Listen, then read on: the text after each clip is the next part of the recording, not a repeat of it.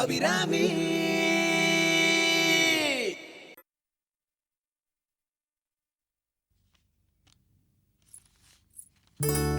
அபிராமி மாமி, எதுக்கு மாமி ஹாஸ்பிட்டல்ல இருக்கீள்? உடம்பு சரியில்லையா? என்ன கல்யாணி, நீ எங்க இங்க? நானா? என்ன மாமி நெத்தியில காயம்? கீழே விழுந்துட்டேன். எதுக்குமா போய் சொல்ற? எங்க அப்பா தான் மாமி கீழே புடிச்சு தள்ளினா. எங்க அம்மா என்ன அடிச்சா. குழந்தைய ஏன் அடிக்கிறேன்னு அப்பா அம்மாவை புடிச்சு தள்ளிட்டா. இல்ல, குழந்தை ஏதோ வளர்றா.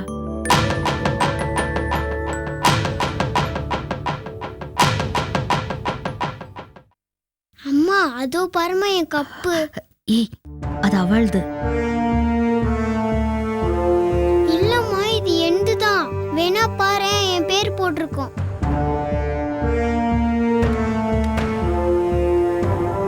இல்ல கல்யாணி, இது என் புள்ள சுந்தரேசனோட கப்பு. அவன் ஓவிய போட்டியில முதல் பரிசு வாங்கியிருக்கான். இல்ல மாமி, நானும் தான் அந்த போட்டியில கலந்துட்டேன். நேக்கு தான் முதல் பரிசு தந்தாங்க. ஆமா மாமி, என் மாப்பிள்ள கூட இவளோட போயிருந்தார். பட்டணத்துல தான் கப்பை தொலைச்சிட்டு தான் சொன்னார்.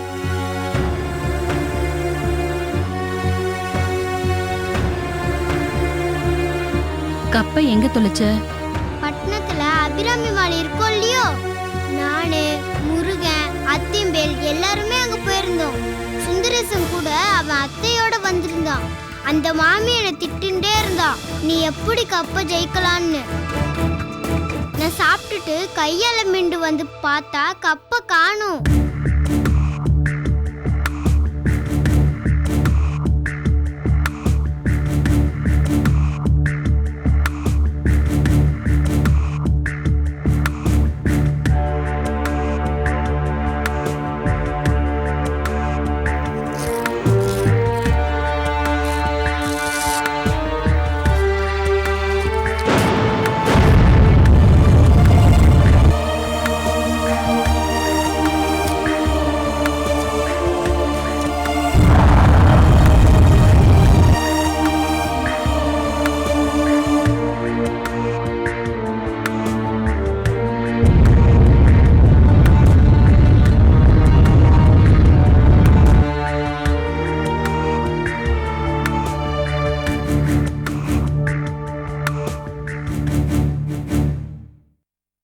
கல்யாணி, இங்க வாமா. என்ன மாமி? இந்த கப்பை வாங்கிக்கோ. பரவாயில்ல மாமி, அதனால என்ன, உங்க பிள்ளைய அந்த கப்பை வச்சுக்கிட்டோம். இல்ல மாமி, திறமை இருக்கிறவா கிட்டதான் பரிசுகள் நிற்கும். திறமை இல்லாதவா காசு கொடுத்து பரிசு வாங்கினாலும் அது அவா கிட்ட நிக்காது. ரொம்ப தேங்க்ஸ் மாமி. நான் போயிட்டு வரேன் மாமி. சரிம்மா, வரோம் மாமி. வாங்க, உடம்ப பாத்துக்கோங்க. வா.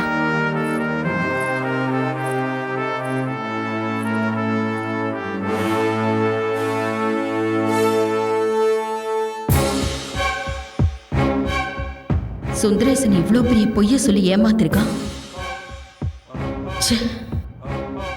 வரட்டும் அவன்.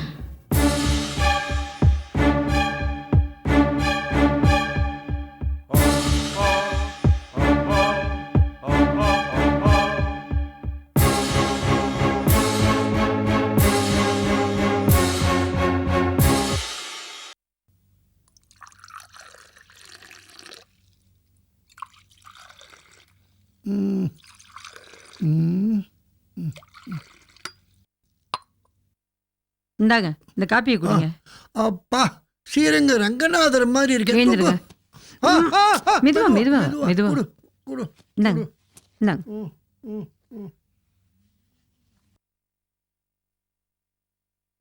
ஸ்லாகியம் இல்ல, என்னதான் சொல்லு. ஆத்துல நீ அந்த காப்பி கொடிய வறுத்து போட்ட பில்டர் காப்பி மாதிரி வரல. கேண்டீன் காப்பி புண்ணாக்கு மாதிரி இருக்க. உங்களை மாடு முட்டுனாலும் முட்டுச்சு, உங்களுக்கு எதை பார்த்தாலும் புண்ணாக்கு மாதிரி தான் தோணுது. பேசாம சாப்பிடுங்க. போதுங்கிறேன், எனக்கு போறோம். இந்த காயத்ரி வேற, அவளை டம்ளர் கழுவிட்டுவான்னு அனுப்பிச்சா அப்படியே பிறந்த வீட்டுக்கு சீராட போயிட்டா போல இருக்கு. எப்படி போவா? கைலாச அடிக்கி அந்த வீட்டு வாசப்படியே முதிக்க முடியாது. ஐயா வா வா. இப்ப எப்படி இருக்கு? இப்படி வந்துரு. நான் முழுசா உட்காந்து 3 வாரம் ஆச்சு. உட்காரு. எப்போ வந்த? இப்பதான் வீட்டுக்கு போனேன். தகவல் சொன்னாங்க, அப்படியே கிளம்பி வந்துட்டேன். சரி, மாடு முட்டுற வரைக்கும் என்னையா பண்ணீங்க? ஓடி வந்திருக்க வேண்டியதானே? ஐயோ, என்னம்மா நீ மாடினை பார்த்து ரெடி 1 2 3ன்னு சொல்லியா ஓடி வந்தது? என்னமோ என்னுடைய பேட் டைம் ராசிபலில் போட்டிருந்தான். உட்கார்ற இடத்துக்கு யோகம் தேடி வரும்னா, ஆனா இப்படி வரும்னு நினைக்கல. அது உட்கார இடத்துல வரும்னு நினைக்கவே இல்லம்மா. ஹலோ காயத்ரி, எப்படி இருக்கீங்க? நல்லா இருக்கேன். என்ன காயத்ரி, உங்க முகம் ரொம்ப வாடி இருக்கு, என்னாச்சு? ஏண்டி இப்படி உன் மூஞ்சி தூக்கி வச்சிருக்க? உன் புருஷன் தானே உன்னை அடிச்சான். அதுக்காக இல்ல சார். முதல்ல உன் மூஞ்சியை போய் கண்ணாடியில பாரு. நாளைக்கே என்னமோ தூக்கு மேடையில ஏற போற கைதி மாதிரி மூஞ்சியை வச்சிட்டு இருக்க. நீ தப்பு பண்ண, அதனால தான் உன் புருஷன் உன்னை போட்டு அடிச்சான். அந்த கழிவு உன்னை என்ன திட்டினான், அதை பார்த்துட்டு தாங்க முடியாம தானே அவன் உன்னை போட்டு அடிச்சான். அதுக்காக என்னமோ மூஞ்சி தூக்கி இவ்ளோ பெருசா வச்சிட்டு இருக்க. இவங்க ஏன் காயத்ரி திட்டுறாங்க? எதுக்கு? எப்ப நீ எதுக்கு என்னன்னு கேட்க ஆரம்பிச்சோ அப்பவே கதையேக்கிற மூட்ல இருக்குன்னு அர்த்தம். ஓகே பாரதி, நானும் பெரிய ஆச்சார அனுஷ்டமான குடும்பத்துல பிறந்தவன் தான். என் குடும்பத்துல பெரிய பண்டிதான்ல இருந்தா. இப்பவே இந்த ஊர்ல இவ்வளவு கட்டுப்பாடு இருக்க, அப்ப என் சின்ன வயசுல எப்படி இருந்திருக்கும்? முதல் சொல்லி பாரதி, எனக்கு ரொம்ப சின்ன வயசுல கல்யாணம் ஆயிட்ட. ஒரு பிள்ளைய பத்தி நாமடியா ரொம்ப சின்ன வயசுல காலம் ஆயிட்டா. அப்புறமா அந்த பிள்ளைய வச்சு நான் அல்லாடின்னு இருந்தேன். அப்பதான் தாச்சாயின் மாமியாரை பார்த்தேன். இந்த கண்டதும் காதல் போலனா எனக்கு வந்தது அவளுக்கு வரல. விடா புடியா துரத்தி நின்று அவளை கல்யாணம் பண்ணி தாலியும் கட்டுட்டேன். ஊருக்குள்ள ஜாதி பிரச்சனை பண்ணிவிட்டா. சரி, ஜாதி என்னம்மா ஜாதி? என் பேர்ல தெரு இருந்திருந்தா ஐயோ ஜாதி பேர் போயிடுச்சுன்னு வருத்தப்படணும். ஆனா அதை விட மனுஷனுக்கு மானம் முக்கியம் இல்லையா? அந்த மானத்தை சந்தசிரிக்க வச்சுட்டா ராஜேஸ்வரி. திருநகரி கோயில் திருவாபரணங்கள்லாம் என்னுடைய பொறுப்புல பேஷ்கார நான் தான் பார்த்துட்டு இருந்தேன். அபாண்டமா பழிய போட்டு என் அதிகாரத்தையே பறிச்சிட்டால. நான் வேற ஜாதியில கல்யாணம் பண்ணிக்கிட்டேங்கிற ஒரே காரணத்துக்காக என் பிள்ளைக்கு இந்த ஊரை யாரும் பொண்ணு கொடுக்க மாட்டேன்னு சொன்னானுங்க. நான் தான் தைரியமா தாட்சாயினிய என் பிள்ளை கல்யாணம் பண்ணிட்டேன். அப்புறம் என்ன ஆச்சு? வேற என்ன, ஊர்ல மரியாதை தேஞ்சது, சின்ன சின்ன சலசலப்புகள் வந்தது. எங்களை தொட்ட சொம்பு தொட முடியாம பண்ணிட்டானுங்க. என் பிள்ளையும் என்கிட்ட வந்து அப்பா இந்த ஊரே வேண்டாம் அப்பான்னு சொல்லி வற்புறுத்தி கொண்டு போயிட்டான். அங்க போன இடத்துல நிறைய பணம் சம்பாதிச்சோம். ஆனா ஜென்ம பூமியில காலை ஊன முடியாம போயிட்டுமேங்கிற ஒரு வலி எனக்கு இருந்தது. என் பேரன் கைலாசம் வளர ஆரம்பிச்சான். அவன் கூடவே என் வெறியும் வளர்ந்தது. என்னுடைய மனக்குமரில் அப்பப்ப அவங்கிட்ட தான் சொல்லுவேன். இழந்த மரியாதை திரும்பி ஒரு நாள் கண்டிப்பா பெறணும் தாத்தானே சொல்லுவான். ஆனா என் பிள்ளைக்கு தான் அதுல உடன்பாடு இல்ல. மாமா, பேரன் சொன்னான்னு சொல்றீங்க. அன்னைக்கே உங்க புள்ள சொன்ன ஒரு வார்த்தையை கேட்டிருந்தீங்கன்னா ஏன் தாலியாவது எனக்கு இருந்திருக்கும்ல. என்னமா சொல்றீங்க? அப்புறம் என்னமா, இந்த ஊர்ல கால் எடுத்து வச்சோம், என் பிள்ளைக்கு பொண்ணு தேட ஆரம்பிச்சோம். ஆனா யாருமே என் பிள்ளைக்கு பொண்ணு தர முன் வரல. அந்த நேரத்துலதான் ராஜேஸ்வரியோட பேத்தி காயத்ரி என் பிள்ளைய பார்த்து பழக ஆரம்பிச்சா. அந்த குடும்பத்தை எதிர்ப்பையும் மீறி என் வீட்டுக்காரர் இந்த கல்யாணத்தை நடத்தி வச்சது. அது பொறுக்க முடியாத ராஜேஸ்வரி பிரச்சனையை ஜாதி கலவரமாக்கி பஞ்சாயத்துல வச்சு என் புருஷனை அவமானப்படுத்திட்டான். அதை தாங்க முடியாம மனசொடிஞ்சு என் புருஷன் மாரடைப்பால இறந்துட்டாரு. காயத்ரி கழுத்துல தாலி ஏறிச்சு, என் கழுத்துல இருந்து தாலி இறங்கிச்சு.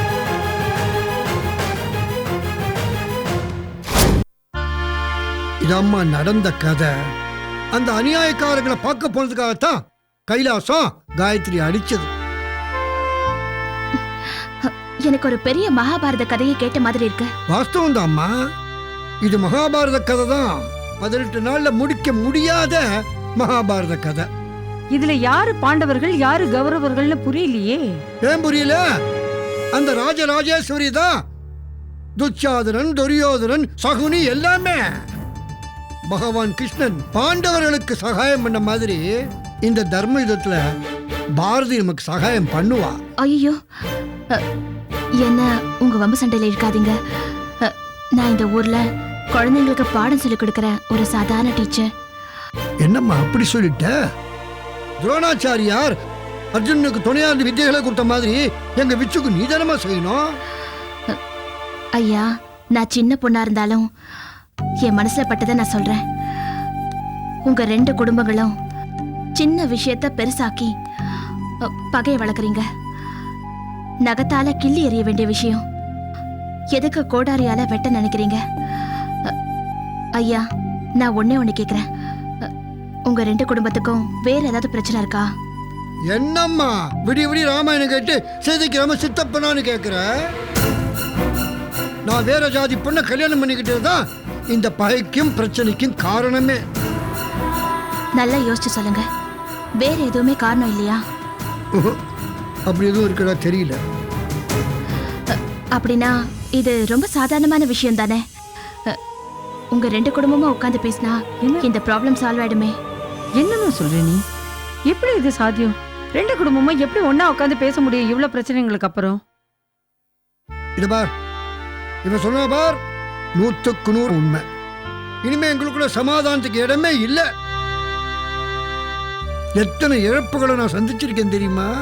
பிள்ளைய பறி கொடுத்திருக்கேன், என் மான மரியாதையை இழந்திருக்கேன். எவ்வளவு பேர் என்ன சீ காரி துப்பிருக்காங்க தெரியுமா? இத பார், இனிமே பழிவாங்கும் படலம் மட்டும்தான் பாக்கி. வேற மறுபரிசீலனைக்கோ பேச்சுக்கோ இடமே கிடையாது. ஐயா, உங்க பேரனோட எதிர்காலத்தை ஒரு தடவை யோசிச்சு பாருங்க. அவங்க குழந்தைங்களோட எதிர்காலத்தையும் ஒரு தடவை யோசிச்சு பாருங்க. அவங்க வாழ்க்கையெல்லாம் எப்படி நல்லபடியா அமைக்கணும்னு கொஞ்சம் நல்லா யோசிச்சு பாருங்க. நல்ல ஆக்கப்பூர்வமா யோசிங்கய்யா. ஏன் அழிவுபூர்வமா யோசிக்கிறீங்க? ஏமா, இன்னும் கொஞ்ச நேரம் பேச விட்டா அவங்க காலே வந்து எங்களை மன்னிப்புகள்னு சொல்லுவ போல இருக்கே நீ. இல்லம்மா, நமக்கு ஒருத்தரை பிடிக்கலன்னா நாம அவங்க பாதையில இருந்து விலகிடணும். அவங்கள தண்டிக்கிறதால நமக்கு என்ன கிடைக்க போது சொல்லுங்க? பாரதி, உனக்கு இன்னும் கல்யாணமே ஆகல.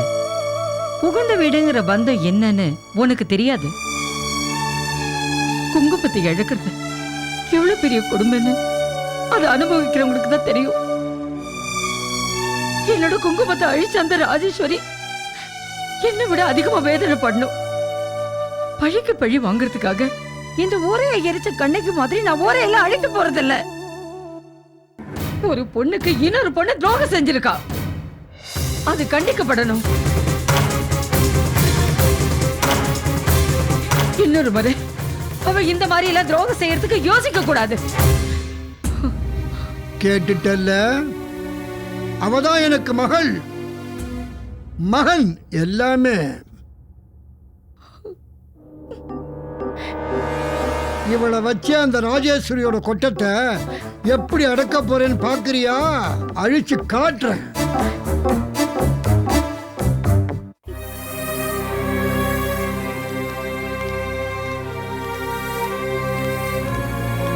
அம்மா, நோக்கு நான் பழம் வாங்கிட்டு வந்திருக்கேன். சுந்தர், என்னம்மா? இங்க உட்காரு.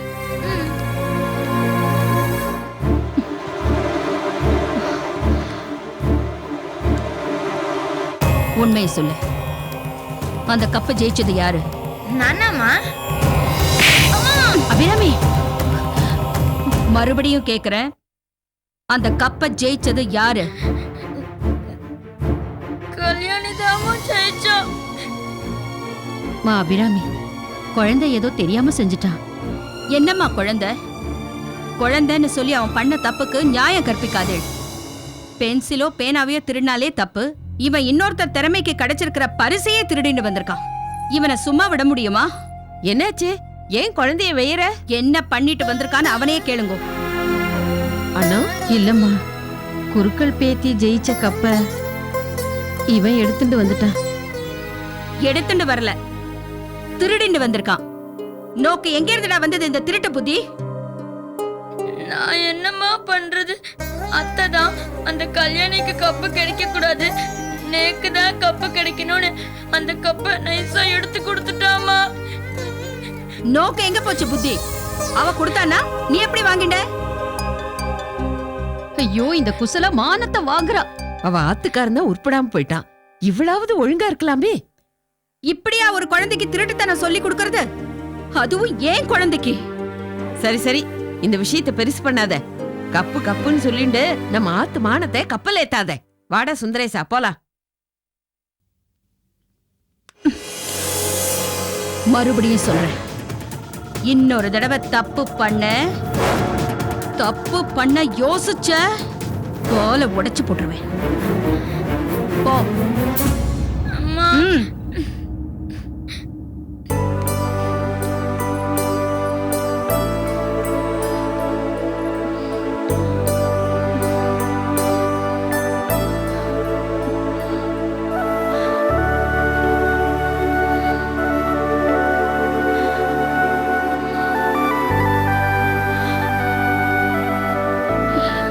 ரெண்டு பொண்ணை பெத்திருக்கேம்மா. ஒருத்தி ஓடுகாலி, ஒருத்தி அடங்காப்பிடாரி. என்ன மன்னிச்சிருமா.